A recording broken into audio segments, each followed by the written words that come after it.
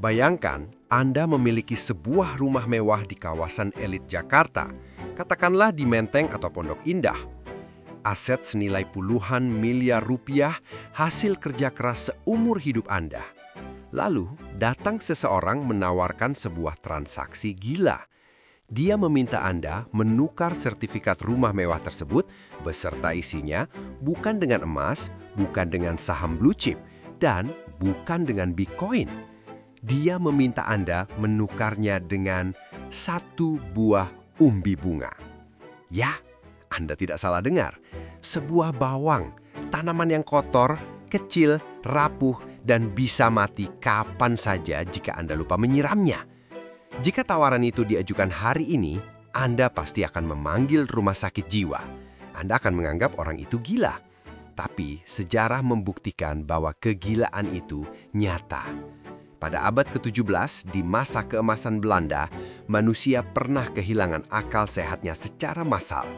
Orang-orang terpelajar, bangsawan, hingga tukang sapu jalanan rela menjual tanah, ternak, dan masa depan mereka hanya demi memegang satu tangkai bunga tulip. Ini bukan dongeng, ini adalah tulip mania, gelembung ekonomi pertama dalam sejarah peradaban modern dan bukti paling otentik bahwa keserakahan manusia tidak memiliki batas logika. Selamat datang di Teori Manusia.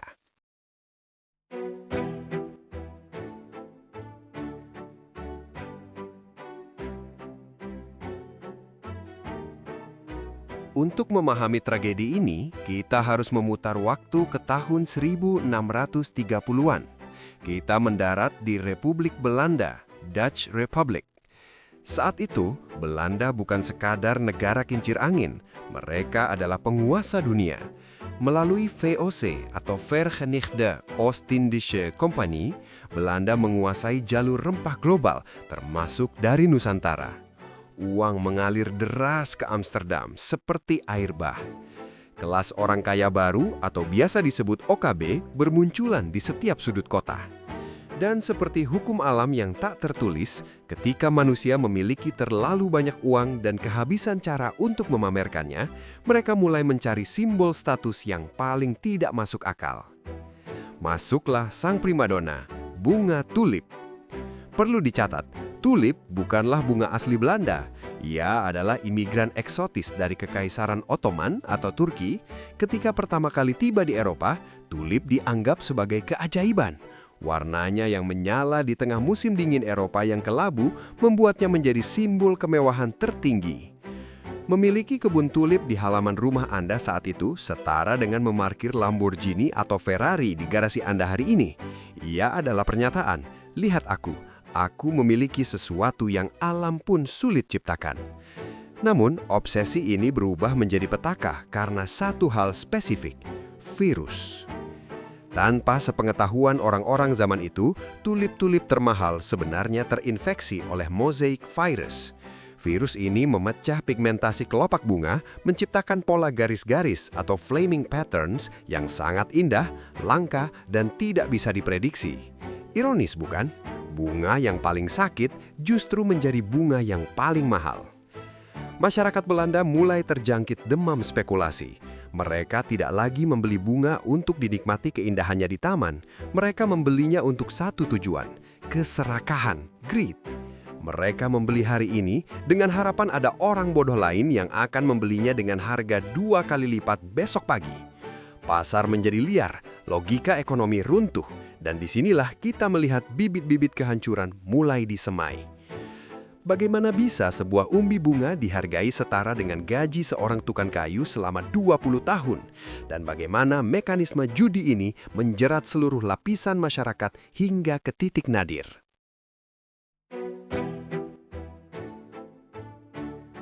Memasuki tahun 1636, kegilaan ini bermetamorfosis menjadi sesuatu yang jauh lebih sistematis dan berbahaya.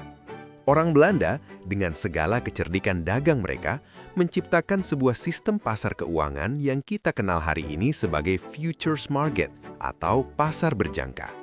Masalahnya dengan bunga tulip adalah, ia hanya mekar di musim semi. Anda tidak bisa mencabut umbinya di tengah musim dingin tanpa membunuhnya.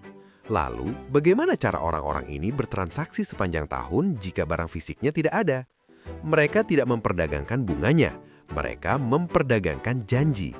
Mereka menekan kontrak di atas kertas untuk kepemilikan umbi tulip yang masih tertanam di dalam tanah yang bahkan belum tentu tumbuh. Di Belanda, praktik ini dikenal dengan istilah yang sangat puitis namun mengerikan, wendhandel atau perdagangan angin. Pasar ini tidak lagi terjadi di bursa saham yang resmi. Transaksi pindah ke ruang-ruang belakang kedai minum. Di tengah kepulan asap tembakau dan aliran bir, kontrak senilai ribuan gulden berpindah tangan hanya dalam hitungan menit. Tidak ada OJK, tidak ada regulasi, tidak ada jaminan aset. Yang ada hanyalah kesepakatan antar pemabuk yang sedang terbuai mimpi menjadi miliarder dalam semalam. Seberapa gilakah harganya? Mari kita bicara data. Ada sebuah catatan sejarah terkenal tentang transaksi satu buah umbi tulip jenis Viceroy. Untuk mendapatkan satu umbi ini, pembeli harus menukarkannya dengan keranjang aset yang berisi 2 gerobak gandum, 4 gerobak gandum hitam, 4 ekor lembu gemuk, 8 ekor babi, 12 ekor domba, 2 barel anggur, 4 tong bir, 2 ton mentega, 1000 pon keju, 1 tempat tidur lengkap, 1 set pakaian jas, dan sebuah cawan perak. Total nilai tukar barang-barang tersebut saat itu adalah 2.500 florin. Sebagai konteks, gaji rata-rata pekerja terampil di Belanda saat itu hanya sekitar 150 florin per tahun. Artinya, satu umbi bunga itu setara dengan gaji seseorang selama 16 tahun kerja. Tapi itu belum seberapa. Raja dari segala tulip, sang Holy Grail, adalah jenis Semper Augustus, bunga dengan kelopak putih bergaris merah darah yang memukau. Pada puncak kegilaan di awal 1637, satu umbi Semper Augustus terjual seharga 10.000 guilders. Mari kita persingkat matematikanya, 10.000 guilders di masa itu cukup untuk membeli sebuah townhouse megah di pinggir kanal termewah di Amsterdam. Bayangkan, Anda menukar rumah mewah 3 lantai di pusat kota dengan sebuah bawang tanaman yang bisa busuk jika terinjak kuda. Itulah definisi histeria. Yang membuat tulip mania begitu fenomenal adalah skala partisipasinya. Jika awalnya ini adalah mainan kaum aristokrat, di puncaknya wabah ini menjangkiti semua orang. Tukang sapu cerobong asap, pelayan toko, petani miskin hingga janda tua, semuanya ikut terjun ke dalam lubang kelinci ini. Mereka menggadaikan rumah gubuk mereka, menjual peralatan kerja mereka, bahkan berhutang pada rentenir hanya demi membeli satu kontrak umbi tulip termurah sekalipun. Logika mereka sederhana, harga tidak akan pernah turun, selalu ada orang lain yang mau membeli lebih mahal. Ini adalah teori yang dalam ekonomi modern disebut the greater fool theory, atau teori orang yang lebih bodoh. Anda membeli barang mahal yang tidak berguna dengan harapan ada orang yang lebih bodoh dari Anda yang akan membelinya dengan harga lebih tinggi. Masyarakat Belanda saat itu hidup dalam ilusi kemakmuran tanpa batas. Orang-orang berhenti bekerja produktif. Mengapa harus capek-capek bertani atau berdagang kain jika Anda bisa untung 500% dalam seminggu hanya dengan duduk di kedai minum dan menekan kertas? Tapi saudara-saudara, seperti hukum gravitasi, apa yang naik terlalu tinggi pasti akan jatuh dengan sangat menyakitkan. Pesta pora ini mencapai titik jenuhnya pada Februari 1637 di sebuah pelelangan rutin di kota Haarlem. Untuk pertama kalinya, seorang penjual menawarkan umbi tulip dan tidak ada satu tangan pun yang terangkat untuk menawar.